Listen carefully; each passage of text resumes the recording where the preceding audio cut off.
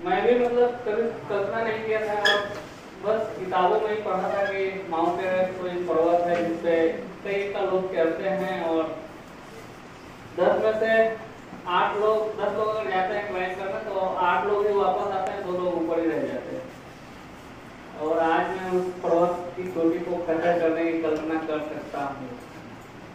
और माउंटेन में कभी सोचा नहीं था कि माउंटेनिंग इसकी भी क्लास होती है, इसके भी ट्रेनिंग्स होते हैं। और इस दुर्घटना ने लोगों की नज़रों में मतलब आज भी मैं विकलांग हूँ, दिव्यांग हूँ, या मतलब जिसकी जैसी सोच है वैसे ही मतलब वो सोचता है। लेकिन इस दुर्घटना ने मुझे जिंदगी जीने का नजरिया को बदल दिया। जिंदगी इतनी खूबसूरत है ये समझने के लिए बदल दिया। वो कहते हैं कि हर वक्त कुछ ना कुछ अगर दुर्घटनाएं होती हैं, कुछ तकलीफें होती है, तो वो आपको तोड़ने के लिए नहीं होती, वो आपको जोड़ने के लिए भी होती है। और मैराथन की जिंदगी में, पर्वतारोहण की जिंदगी में कोई भी ऐसा बॉक्स नहीं है जिसको मैंने फुलफिल नहीं किया हो, जिसको मैंने टिक नहीं किया है अभी तक।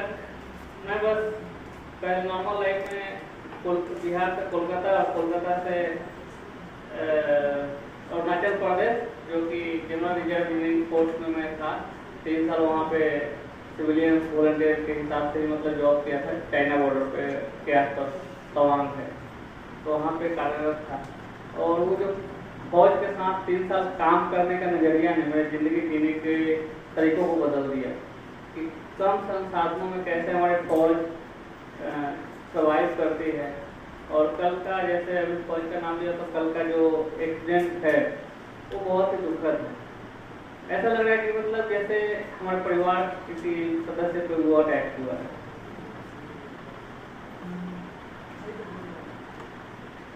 सोचने पे ही अजीब सा लगता है। और एक्सीडेंट के बाद मतलब जब इंसान नॉर्मल लाइफ से चैलेंजिंग लाइफ में आता है तो बहुत सारे दिक्कतों का सामना करना पड़ता है। और रेंट का घर, इंडियन टॉयलेट का होना, बहुत चीज़ें थी जो मतलब जब सोचता हूँ तो मेरी रूह कांप जाती है। और आज मैं एंडोरा 101 चैलेंज, 101 दिन का चैलेंज में आज हम लोग का 17वां दिन है। हर दिन 5 किलोमीटर, 7 किलोमीटर, 10 किलोमीटर भागता हूँ एवरी डे। और स्पोर्ट्स, मैराथन और एक दूसरे का साथ मतलब मिलना भी बहुत बड़ी बात है। मैं अपनी ज़िंदगी में जैसे सब बताएं कि क्लास 4, क्लास 6, क्लास 8, उसके बाद एक के बाद एक आज क्लास 12 की भी कल्पना कर सकते हैं सर। तो ऐसे ही मैराथन में भी है, 5 किलोमीटर दौड़ से स्टार्ट किया था, आज 21 किलोमीटर में कर चुका हूँ। तो और मैं भारत का पहला दिव्यांग हूँ जो 21 किलोमीटर 91% डिसेबिलिटी के साथ दौड़ा है। मैं भारत का पहला ऐसा दिव्यांग हूँ जो कहते हैं 16,500 फीट की रैंक पे जाके 780 स्क्वायर फीट का नेशनल फ्लैग को लहराया है।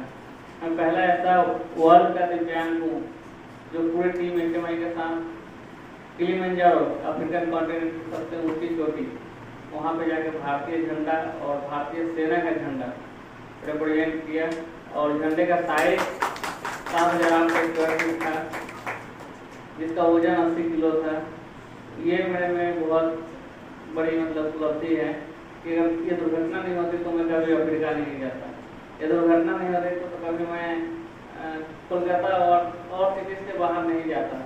आज तक मैं बेंगलोर जा रहा हूँ, सर भी जा रहे हैं बेंगलोर, तो वहाँ पे 10 किलोमीटर मैराथन में भागना। मैं ऐसे बहुत सारे शहर हैं जहाँ पे पहली बार गया हूँ, वो भी सिर्फ दौड़ने के लिए। लोग बोलते हैं कि पागल है जो मैराथन में दौड़ता है और पैसे देके दौड़ता है, पैसे देके टी-शर्ट खरीदना, पैसे देके मेडल खरीदना, ये तो पैसे देके भी खरीदा जा सकता है। हम बोलते हैं हाँ हम तो पागल हैं जो मतलब फिटनेस के ऊपर ध्यान देते हैं और औरों की तरह मतलब खैनी, बीड़ी, गुटखा, तंबाकू का सेवन नहीं करते हैं, जो पैसे लगा के अपनी सेहत को खराब करते हैं। तो कम से कम चलो पैसे लगा के ही तो हम लोग एक नशा करते हैं जो मतलब पागलपंती है।